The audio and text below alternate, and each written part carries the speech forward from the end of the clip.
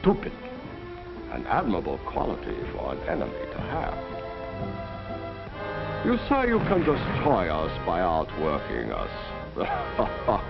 You must forgive me. This is one of the most amusing ideas of all.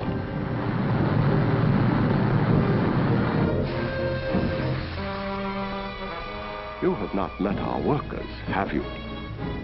Meet them now and see why I laugh.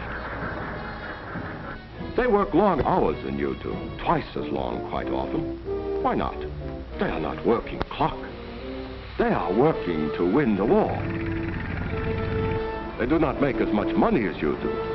Well, they are not working to make money. They are working to win war. They work every day of every week. Is this so strange? They are not working to get days off. They are working to win the war. And they stand for hours in long lines to buy these Japanese war bonds. Turn them in later. Again, you show your stupidity by assuming that we are like you. We hold our bonds to win the war. You say you can destroy us by outfighting us. You cannot. You cannot outfight us because the path ahead of you lies straight up the steep and rocky mountain of Japan, and it is slippery with blood. Your blood. You are a nation of bargain hunters. You will not be willing to pay the full price of victory in pain, in work, in money, in lives. Guadalcanal, Tarawa, Saipan, Iwo Jima. You boast of them as major victories. To you, they are. Us, they are minor defeats. The loss of island outposts.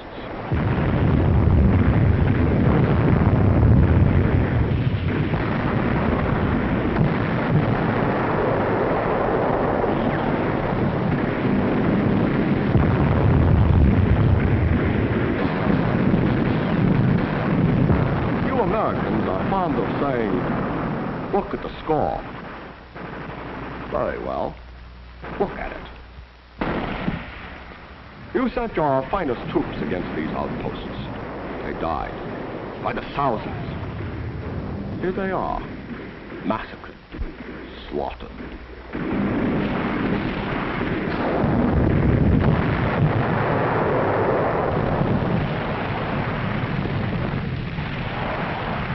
But you took the island, you say? Yes, we expected you to. That is why we garrisoned them with second-rate troops. The best of your lives for the worst of ours. We, too, know a thing or two about bargains. You have not yet faced the best of our armies. You have faced only 10% of our worst. Our first-line fighters, millions of them, wait for you on battlegrounds of our own choosing.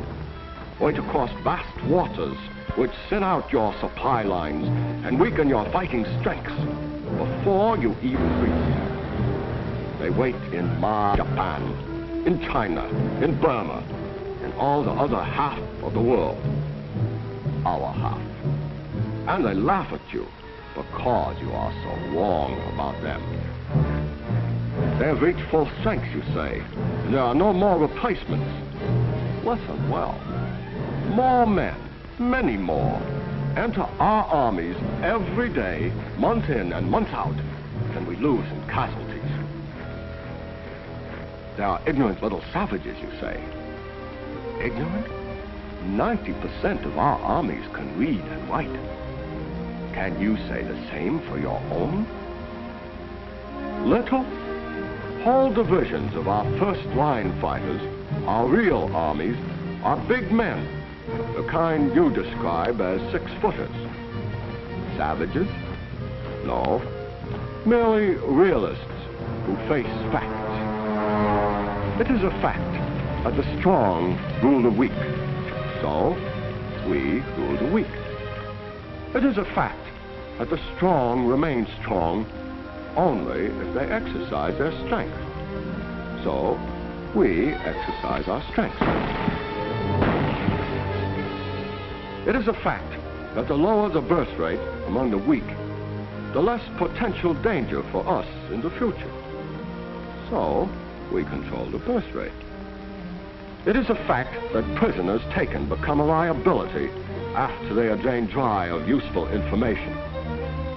So we either transform the liability into an asset, labor for our rice fields and factories, or we write off the liability completely.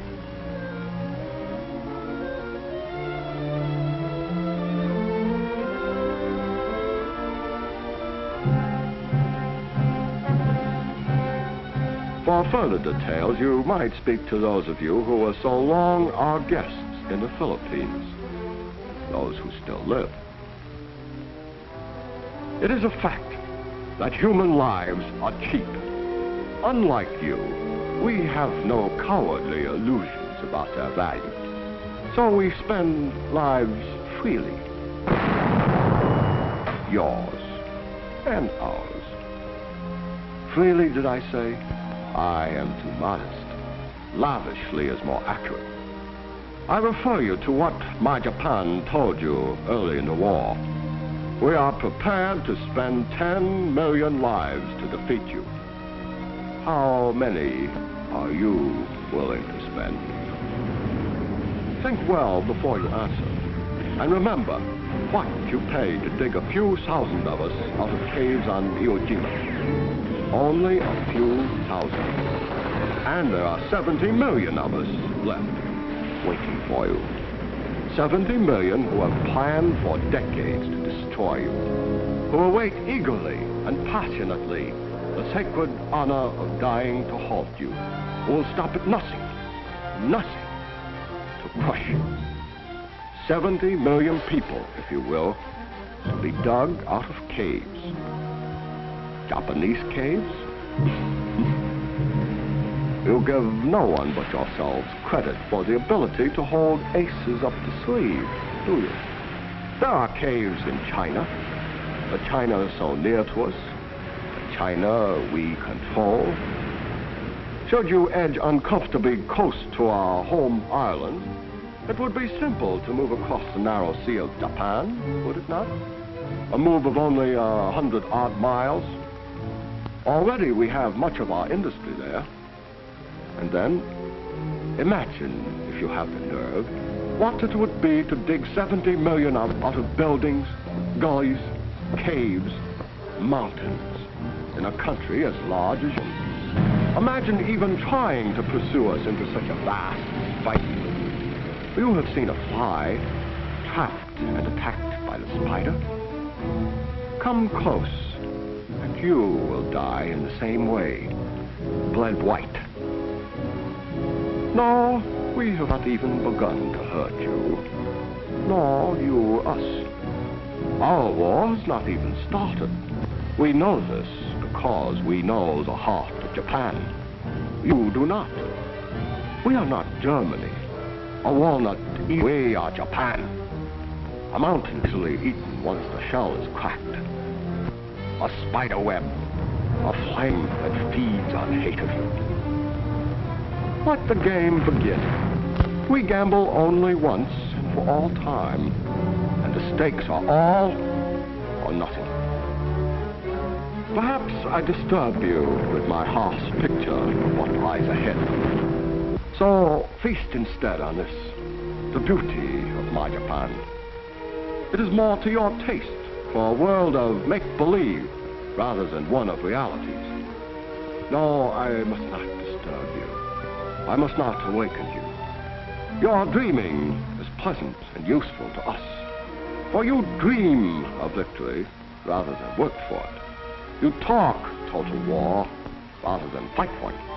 You smugly expect peace at bargain rates instead of on our terms.